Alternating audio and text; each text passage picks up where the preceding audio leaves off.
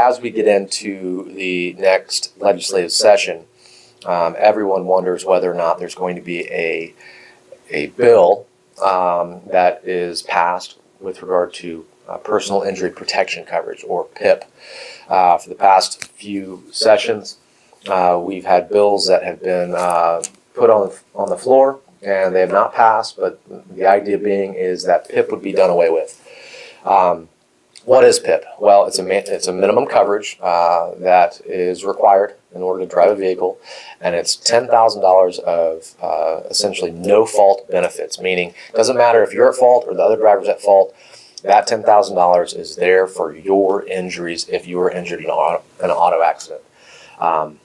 This has a lot of obviously good things going for it because it's no fault. That means that, hey, if I'm hurt and it's still my fault, I still have that $10,000 of coverage.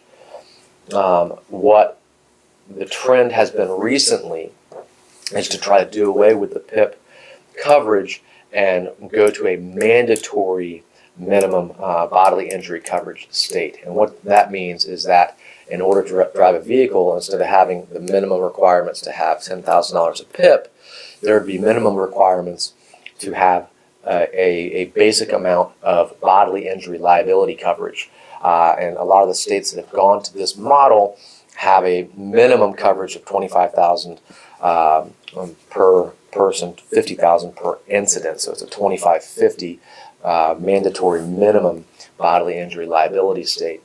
And I know that there is a bill currently that has been proposed which would essentially do away with PIP and impose a mandatory minimum on the bodily injury liability side.